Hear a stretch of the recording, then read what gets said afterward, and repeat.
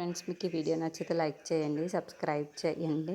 మీ వైష్ణవిని తీసుకొని కృష్ణ వాళ్ళ అమ్మ దగ్గరికి వెళ్ళి ఇప్పటిదాకా నా కూతురు నా ఇంట్లో చాలా సంతోషంగా ఉంది, ఇప్పుడు మీ ఇంటికి వస్తుంది, మీ ఇంట్లో కూడా సంతోషంగా ఉండాలి అని భావిస్తున్నాను. ఇక నుండి నా కూతుర్ని మీ కూతురులాగా చూసుకోండి అని చెప్పేసి అంటుంది.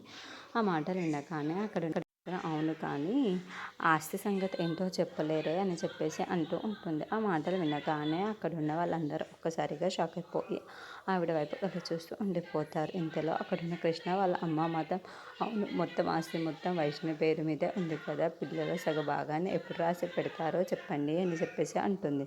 ఆ మాటలు వినగానే అక్కడున్న కృష్ణ మాత్రం చాలా కోపంగా అమ్మ ఇప్పుడు అవన్నీ ఎందుకు అవసరమా, అవన్నీ పక్కన పెట్టే అని చెప్పేసి అంటూ ఉంటాడు. ఆ మాటలకి అక్కడ ఉన్న వాళ్ళ అమ్మ మాత్రం ఇదంతా నేనేమైనా మోసుకొని వెళ్ళిపోతానా ఏంటి, నీకోసమే అడుగుతున్నాను, నీ భవిష్యత్తు కోసమే నేను చేస్తున్నాను అని చెప్పేసి అంటుంది. ఆ మాటలు వినగానే అక్కడున్న వాళ్ళైతే ఒక్కసారిగా షాక్ అయిపోతూ ఉంటారు.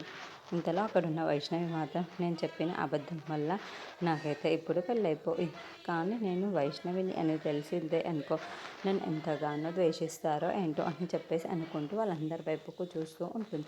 వీళ్ళందరూ నన్ను ఒక దోషిలా చూసి ఆ విషయం తెలిసిన తర్వాత ఎలాగైనా సరే ఈ విషయం ఎవ్వరికీ తెలియకుండా దాచేయాలి అని చెప్పేసి అనుకుంటూ ఉంటుంది. ఇంతలో అక్కడున్న వెన్నెలని గుర్తు చేసుకుంటూ వెన్నెల కూడా చెప్పదు, ఎందుకంటే అమ్మ ఆరోగ్యం అంటే వెన్నెలకు ఎంత ఇష్టమో నాకు తెలుసు.